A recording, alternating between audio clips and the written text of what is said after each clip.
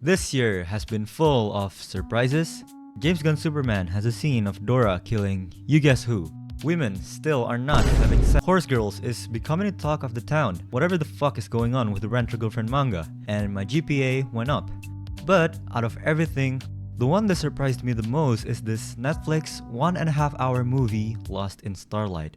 A science fiction romance anime centering on Nanyong, an ambitious astronaut following in her missing mother's footsteps to Mars, and Jay, a vintage gear musician whose rekindled dreams collide with her cosmic ambitions. Their journey begins as, of course, they bumped into each other. And somehow, this gem has gone under the radar. Seriously, where was everyone when this dropped? I've seen more discussions about Lupa's sniffing cutscene than about this movie.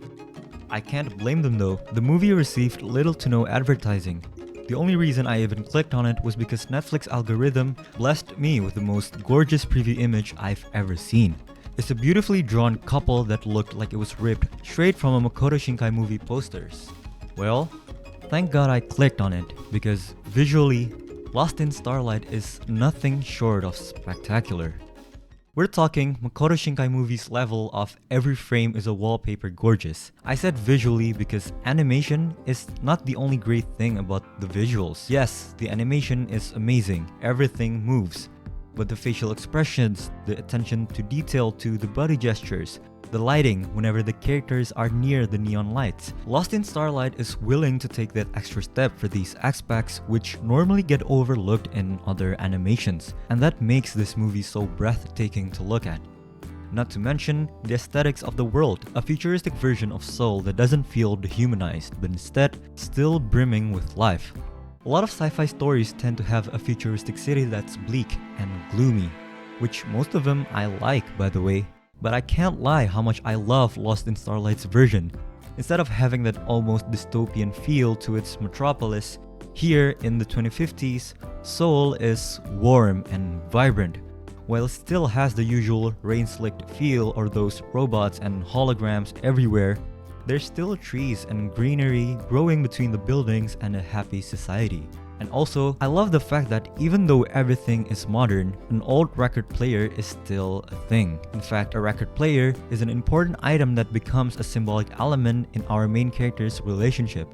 Lost in Starlight is like if Vivi had a baby with your name and raised it in Korea. Although with Vivi, maybe not the depressing darker parts. Speaking of Vivi, one thing it shares with Lost in Starlight is the music. It's absolutely beautiful. But the difference is, in Lost in Starlight, what excels is the soundtrack. Now here's where things get personal. Every single song I hear is great, but what makes it all the more special is that one of the tracks, Bon Voyage, is actually sung by Daniel Kim, the lead vocalist and guitarist of my current favorite Korean indie rock band, Wave to Earth, whose concert I attended earlier this year. And when I heard Daniel's voice come in, this movie just stole my heart even more. Please inject this song into my soul! I think so far, I've been focusing solely on the positives of the movie. Well, the reason for that is because this movie is undeniably an achievement for Korean animation. Don't get me wrong, I do have a few problems with some of the writing choices. There are moments that didn't hit me as hard as I wanted it to, and some story beats can feel a bit cliché. But I just can't help but forgive them. More than anything, it proves that Korean storytelling can work gracefully in animated form, especially when you've got visuals and music this stunning to carry you through the rough patches. Look, my point is, if you can't tell, I just wanted to get the attention it deserves, because it definitely earned it. So, if you have the time, do me a favor please.